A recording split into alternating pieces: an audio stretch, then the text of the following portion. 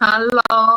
咁多位觀眾，大家好啊！又到咗我哋夢想層層疊之人生續集，我就今日主持啦，Holly 同埋幾位拍檔。咁我哋今日咧就會同大家傾下一個主題，就講係金錢觀嘅啊。咁啊，講起呢個咧，因為我相信我哋每個人都離唔開錢啦，係咪？由細個嘅時候，或者我哋嘅長大嘅過程裡面啦，不論係透過我哋自己家庭啦，或者個社會啦。或者你自己係透過其他睇書啊也好啦，都會慢慢潛移默化地咧，都會有自己一套嘅點睇金錢嘅。咁我今日咧就會特別咧去喺揾拍檔分享佢哋對金錢嘅一啲睇法之前咧，我就想講幾句。係啦，可能你哋觀眾朋友，你哋都會覺得其實，自己有冇呢啲咁嘅金錢觀喎？咁然之後咧，你聽咗先，咁然之後咧，你就睇下自己有冇呢啲金錢觀啦，或者你而家諗到一啲金錢觀都唔緊要嘅，你可以留喺心裏面先。係啦，咁我哋今日會再去討論。有好多時咧，我哋會覺得即係啲例如有錢嘅人咧，就唔係有靈性，唔會追求靈性成長嘅。咁可能有啲人咁諗啦嚇，或者就話如果我變有錢咗嘅話，咁我咪會失去咗屋企人或者朋友。咁或者係另一啲諗法就係，如果我越係追逐要好多錢財富，咁我咪即係越嚟越覺得金錢唔足夠或者咧，我諗大家會聽得比較多啲就係，我哋做人要知足啦，係咪？夠使就得噶啦，唔好諗咁多錢啦，諗咁多即係會貪心咯喎。咁最後一句啦，就係咧話如果我有錢咗，哇，咁我咪好似對唔住身邊嘅人咁咯咁。嗱，我今日就分享住呢5句嘅金錢觀先，睇下你哋觀眾朋友有咩感受先。嗱，你放喺心裏面先嚇。咁我咧就首先就想邀請咗 Cecily 先。頭先我講嘅嗰5句裏面，有冇邊一句你有共鳴，或者你自己又有自己嘅一啲嘅對金錢嘅諗法，可以同大家觀眾分享。咁你係點樣懷疑到，定係冇懷疑？跟住你係點樣係覺得呢啲點樣影響到你嘅？咁然後你有冇啲嘅諗法？其實你都好想自己改變啊，或者做緊而家嘅事業、網絡事業，有冇啲嘢幫到你去改變嘅咧？咁不如聽下 Cecily 你嘅分享先啦。我其實咧加入呢個網絡事業之前咧，我自己係有好多對金錢上面嘅限制性信念嘅。就算而家咧都仲有，即係仲有啲嘅。咁我諗唔係 exactly 頭先講嗰啲咁樣嘅 framing 啦，但係我自己咧會有一個好根深蒂固嘅觀念咧，就係賺錢好難。咁咧可能由細到大咧就睇住我嘅屋企人啦，即係我爸爸咧就好努力咁樣去工作嘅。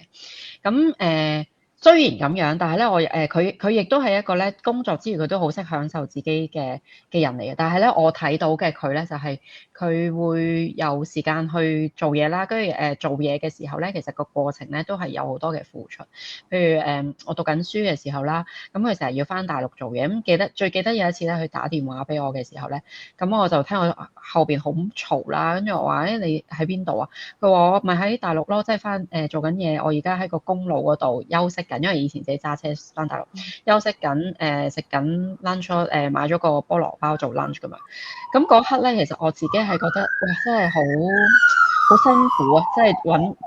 揾錢呢樣嘢咧，要咁即係為咗供給個屋企要咁樣。咁所以我一路以嚟咧，我都覺得我要揾到錢嘅話咧，我就好努力，要好努力，我先至揾到嗰啲錢。咁變咗到我自己出嚟做嘢嘅時候咧，我亦都係一路都係好努力嘅，即係要出盡人哋要100%，因為我就要120%咁樣。咁我好多時咧都唔明點解我成日已經出盡晒力啦，但係我都好似冇人哋賺得咁多咁樣嘅咧，即係會有好多時有呢啲咁樣嘅感覺。咁跟住咧入咗嚟呢個網絡事業之後咧，其實好多 mindset 嘅 training 啦，其實咧就教識咗我一樣嘢咧，就係有陣時你太過強求，就未必係得到你想要嗰樣嘢。咁我對金錢呢個咧，其實都有慢慢咁樣嘅轉念嘅，即係以前咧會好目標為本咁樣，我要得到，譬如我今個月我要 close 咗幾張單，跟住咧我就向住個目標衝，我就做好多嘢咁樣。但係呢個事業咧，其實就好，我啱啱咧就係好相反嘅，即係你係咧要做得越輕鬆越開心嘅時候咧，跟住你嘅成績咧就會越好嘅。即係我哋喺我哋嘅事業嘅團隊入邊咧，其實都見證過好多呢啲咁樣嘅例子啦。即係有啲朋友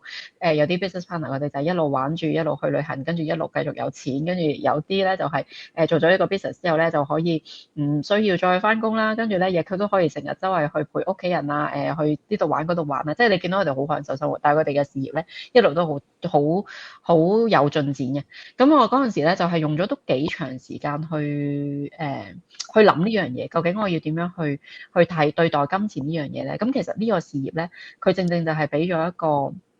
好好嘅工具俾我哋啦。其實我哋真係唔需要咁用力去強求話我要今個月 close 幾多張單，我要做到幾多嘅銷售額。當你好享受嗰個過程嘅時候咧，其實你會不知不覺間咧，你就吸引到嗰啲嘢翻嚟。咁呢個係我做咗呢個事業幾年最大嘅領悟啊，即係對於金錢方面，咁亦都係自己不斷咁樣調整緊。因為過去幾十年我都係用一鋪牛力嚟揾錢噶嘛，咁所以而家咧都要係喺度慢慢咁樣調整，點樣自己咧去好有陣時真係太過在意個成果嘅時候咧，就要提醒自己要放慢腳步，要回歸翻自己，跟住先至再重整，跟住先再去出發咁樣。係。多謝 Cecily 嘅分享，我諗你嘅分享都好多人都係咁，係嘛？即係包括自己曾經啊，或者屋企人都係咁嘅，即係覺得錢係辛苦錢啊。我由細我自己嘅經驗都係嘅，即係屋企人好辛苦錢啊，要好努力啊咁樣。但係你分享就係話，我諗呢個信念咧，可能觀眾聽完之後，哇，係咪㗎？輕輕放鬆心情，反而吸引到金錢咁樣。你知呢個一聽嘅時候，我最初聽我都會係覺得，都未係好相信嘅。咁所以咧，咁多位觀眾唔緊要嘅，即係可能你嗰刻，哇，而家未能夠相信，但係我哋就係希望透過今集，讓大家可以，先定一定先，原來可能可以從另一啲嘅角度去睇金錢嘅。而你又帶出咗啦，其實我哋嘅事業裏面真嘅，即係幫助緊我哋每一位創業嘅夥伴咧，點樣去調節到我哋一個心態，去 tune 到一個咧叫做即係可以話輕鬆啦，或者有啲叫話 tune 翻你去一個叫你感受到你內心係豐盛嘅、富足嘅、不缺嘅，唔係匱乏嗰種狀態嘅話，你越係能夠 tune 到去呢個台嘅話咧，你就會你睇到嘅嘢，或者你就會吸引到更加多叫好嘅嘢啦，或者金錢嚟到自己身邊嘅。好嗱，咁咧跟住不如聽下 Elsa 先啦。見你好似都好想講下，其實你又點樣去睇嘅咧？係啊，或者即係同我哋啱啱講嘅 Cecily 好啊咁樣，我哋嘅經驗有冇一啲相同啦、唔同啦咁樣，可以同觀眾分享下。咁我嘅對金錢嘅睇法，其實都係好受我爹哋媽咪同屋企人嘅影響啦。咁我即係本身爸爸媽媽都係即係好一般嘅打工啦。咁我哋細個嘅家庭環境其實都唔算係即係完全唔係富裕嘅，但係咧我爸爸就好俾心機揾錢啦。咁有陣時即係可能禮拜六日，喂啲伙計話喂可唔可以拍晏檔開 OT 啊？咁樣佢都會即係為咗賺多啲錢，你都會願意去 OT，即係為呢個屋企即係供給更多咁樣啦。咁我媽咪就係即係掌管財政嘅，咁佢就喺即係都好有限嘅金錢底下咧，就點樣去分配啲金錢點樣用啦。咁所以細個就即係媽咪一路都係教我哋唔可以千祈唔可以亂使錢，因為爸爸揾錢係非常之辛苦，所以我哋每用一個金錢咧，都係用得其所咁樣嘅。所以由細到大都係被灌輸咗呢一種觀念，但係我覺得係即係對我嚟講，其實係正確嘅。即係你錢係唔應該亂使噶嘛，係咪？咁咧，媽咪都會即係見到係爸爸揾錢好辛苦，咁咧想要揾好多錢嘅話咧，就要讀好多書，要付出好多嘅努力，先至可以揾到好多錢嘅咁樣。即係跟住係咯，我哥哥都會即係同我講啦，即係由細到大都同我講啦，即係話如果我哋想要即係將來嘅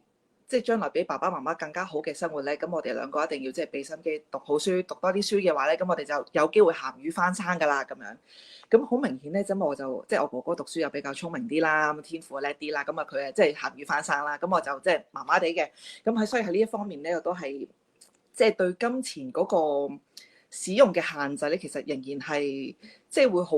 驚會冇錢啊，即係會好驚話啊，如果我用咗啲錢嘅話咧，即係會唔會即係會好擔心用嗰筆錢會唔會係值得咧？定係會係覺得唔應該咁樣使，即係成日都會有呢啲咁嘅限制喺度啦，咁樣。咁當然其實即係由細都係啦，由細到大媽咪都會話啊，唔可以亂用錢啦。咁其實咁細個咁自己心入邊梗係會有啲嘢想買啊，即係有啲慾望噶嘛。咁但係因為媽咪即係你會好驚媽咪話你啊，你買咗啲嘢唔翻嚟唔等使啊，咁樣你就會有啲壓抑自己。即係呢啲嘅慾望啦，咁其實到而家都係嘅，即係每用一筆金錢嘅時候咧，都會即係再三考慮咧。其實我覺得都係即係我覺得自己唔能夠對金錢好放得開咯。呢一樣嘢我覺得係。咁加上咧，其實加入咗呢個網絡事業之後啦，咁我哋好多時候咧，即係需要做市場推廣噶嘛，即係我哋講到我哋即係最主要嘅工作咧，就係做市場推廣啦。咁即係我哋創業同埋打工嘅心態咧係非常之唔一樣。即係打工仔每一個月我完成晒我嘅工作咧，咁我就可以等出糧啦咁樣。咁但係創業其實唔係咯，即係你投入咗一筆金錢出去創業之後咧，咁你唔係話即刻下個月就可以回本或者可以賺到錢。咁但係等待嘅呢個過程當中咧，我哋需要不斷去即係投資啦，或者係需要去投入啲金錢去做市場推廣啦。其實啱啱開始嘅時候咧，即係個內心都覺得我係咪即係喺度浪費咁金錢啊？點解我做嚟做去都冇結果嘅咁樣啦？咁但係因為好彩，我屋企有支定海神針喺度啦。咁咧呢個即係我老公係創業噶嘛，咁佢係自己經營嘅，即係電商生意啦。咁佢就話唔使驚嘅，其實創業就係咁樣噶啦。即係我哋開始嘅時候咧，即係唔好，即係一定係冇可能好短期之內就可以翻本噶嘛。咁所以呢個亦都係佢帶俾我對一啲即係金錢，即係喺創業上面金錢嘅觀念咯。我覺得係，即係呢個亦都係我需要學習嘅一個地方咯。咁樣係啊，咁希望就係咯，因為我哋呢個事業係不停咁樣係。即係要投資啦，亦都係會再先至會有更加多嘅成長咯。係啊，係多謝你啊，你嘅分享。其實大家睇唔睇到啊？其實原來大家即係我相信我哋每一個人都真係離唔開我哋嘅家庭嘅。因為家庭係我哋最首要，所以家人上佢哋點樣去對待金錢，就會影響我哋點樣去對待金錢啦。咁，因為我講起金錢咧，我都會因為呢個網絡事業而令到我自己喺呢方面反思咗好多。咁我自己之前去上下一個叫Mary Morris 啦，咁原來佢係一個美國嘅作家嚟嘅，咁但係佢都搞咗一啲嘅課程，咁然之後佢就講起金錢啦。頭先 Elsa 嗰邊提到另一個點啦。就係我哋好多時面對金錢咧，原來都係會帶有恐懼啊！即係嗰種，即係會唔會少咗錢啊？或者覺得嗰個金錢嗰個限制啊，然之後我哋就會害怕。如果咁樣使嘥咗即係話害怕失去咗啦。咁失去咗又點咧？咁我哋原來好容易會，包括我自己都會有嘅。咁會好容易咁樣嘅時候咧，原來我哋咁有咁嘅思維啦，當然會影響我哋嘅心情喎。咁影響個心情之後，自然個行動又唔同啦，係咪？變咗使錢就會即係唔敢去使啊，或者有壓抑自己嘅感受啊。咁當我哋越壓抑越唔敢嘅時候，就會越即係呢種感受就會越嚟越犀利咁樣嘅。咁所以咧，但係咧，嗰位作家啦，即係我上去堂佢分享咗一樣嘢。原來咧，我覺得都係我想分享俾大家聽，就係話我哋都係嘅，未必第一時刻要即刻相信呢一個諗法，但係當係一個 brainstorm， 即係一個叮一聲咁樣。佢嗰時講就係原來當我哋呢個世界係你有需要嘅時候，佢就會有供求噶啦。所以佢嘅意思就係你唔需要害怕你沒有，但係你要懂得清楚你需要什麼，即係你越清楚你需要什麼，你能夠身心一致，保持到一個放鬆嘅，或者即係 tune 翻自己，好似教台咁，你 tune 到自己係一個覺得好感恩啊、好豐足嘅狀態之下咧，你有需要咧，呢個宇宙就會回應你嘅。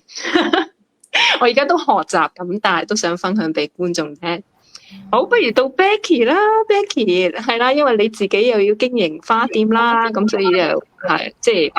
又係你點樣去睇金錢咧？你嘅成長又係點咧？我都即係都好奇啊，聽下你分享。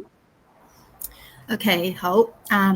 諗即係其實大家嘅金錢觀咧，都係會同大家各自成長，即係個家庭背景會好有關係嘅。咁我覺得我應該就係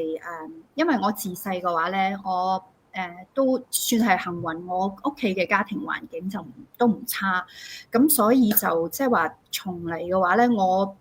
即係唔會話即係好缺錢用啊咁樣啦，即係自細。咁我爸爸都會成日俾零用錢俾我，我就即係都會好 free 咁可以去 shopping 啊買嘢啊咁樣嘅。咁亦都因為咁咧，唔知係咪因為即係自己對金錢即係唔會有太大嘅慾望，因為我即係可能比較 easy 會有錢使咧，咁所以即係冇嗰種好強嘅慾望要我要揾好多錢啊咁樣樣咯。咁反為自己自細嘅話咧，可能會有一種好似即係冷清高咁樣樣咧，因為會覺得錢唔係我嘅 first priority 嚟嘅，即係唔想令到自己俾人覺得好似哇你好拜金主義啊，你好似好市儈啊咁樣，應該係咪咁講嚇？咁係咯，我好記得咧，我有個 friend， 即係我自細有個 best friend， 咁咧我哋兩個就係去 shopping 咁樣，咁佢係因為環境冇咁好嘅，我就環境好啲，咁所以去親 shopping 咧，我係好容易我就會有斬獲嗰啲人嚟，即係好容易就買到衫啊，買到嘢咁樣，但係佢咧即係會左諗右諗啊，左度右度啊咁樣嘅，咁但係又唔知係咪因為呢個原因咧，即係令到佢咧，可能佢會睇得到我，即係話哇，阿 Becky 咁就好啦，即係佢成日都好容易就買到嘢。咁佢咧一直以嚟都係好中意名牌嗰啲人嚟嘅，即係成日都會話如果我有個 LV 個手袋就好啦，如果我用呢個 Prada 眼鏡就好，係嗰啲人嚟嘅。咁咧人哋咧就會去 judge 佢，就覺得佢係啲好似好銅臭味啊，好重啊，金錢至上啊，追名牌，即係會俾一啲 negative 嘅 comment 俾佢咯。咁但係反為咧，佢而家嘅話咧，佢真係靠自己嘅能力咧，真係賺到啲錢啦。咁就佢係即係擁有好多名牌嘅人嚟啦嚇咁我自己又喺度諗。其實有乜問題啊？如果你自己係中意呢啲嘢，你自己又唔係去偷，又唔係去搶，我自己去用自己嘅即係努力咁去賺翻錢，咁去追求我自己想要嘅嘢，冇問題噶嘛？係咪？咁就好似即係其實我而家 run 呢個花店咁樣，即係有人就會質疑，即係話：喂，你而家都已經做緊個花鋪，好似都幾穩定，咁你而家仲做咩網絡事啫？你仲要揾即係你要揾幾多先夠啫？係咪？數字即係錢，只不過係個數字嚟嘅啫。你要知足啊咁樣。咁但係我係覺得其實咩叫做夠咧？呢樣嘢啊，真係好係一個 balance 嚟嘅。尤其而家你知道樣樣嘢都貴啦嚇。咁因為即係而家嘅話，我就唔再靠屋企嘅話，要靠自己，真係會發覺係好多樣嘢都掹緊咁樣樣咯。咁即係就係因為我以前自細嘅話冇嗰個好強嘅揾錢嘅慾望，令到我自己即係話唔會有嗰種動力去揾錢啊。咁後嚟即係到要自己靠自己嘅話咧，就會發覺話真係冇錢係萬萬不能噶嘛，係咪？咁所以我就開始去諗係，即係其實係要即係要想辦法去揾多啲錢啦咁樣。咁咧，當你有呢一種咁諗法嘅時候咧，咦你就好似即係唔知點解就會想方設法咁，即係有好多時候你就會見到機會噶咯，揾錢嘅機會就會係咁過嚟，即係俾你睇到噶啦。咁我淨係想分享就係話，我好清楚，即係我做咗呢個 business 之後咧，即係俾我見得到，尤其係俾我睇到其他啲拍檔啦嚇，尤其係因為呢個 business 令到佢哋揾到機會去完成自己一直都完成唔到嘅夢想，同埋就係話可以同屋企人去旅行啊咁樣，好似我跟住落嚟，我呢個月咧，我會帶我小朋友翻去見我爹哋媽咪。咁我覺得呢個咪就係一定都係要錢去先 support 得到你嘅咯。咁所以即係我覺得同大家講就係話，千祈唔好覺得話我想要揾好多錢係有個罪惡感喺度咯。即係其實係好正常嘅呢樣嘢。即係最重要咧就係話咧，即係要。我哋呢個事業咧係一個好啱嘅方法啦，即係一個好 smart 嘅方法，去令到我哋幫我哋去即係話揾到錢，去 reach 到你自己嘅人生嘅goal，即係個目標啊咁樣咯。咁呢個係我嘅分享。我對錢，所以我而家嘅睇法，我唔會再去 judge 嗰啲人話，即係話啊，哇嗰個人點解成日都話乜都同錢有關就，哎呀好市儈咁，我唔會咁諗噶啦，因為你 who knows 人哋可能真係好需要錢，即係 for 佢嘅 family，或者佢喺度追求緊，即係話啊，我就係好似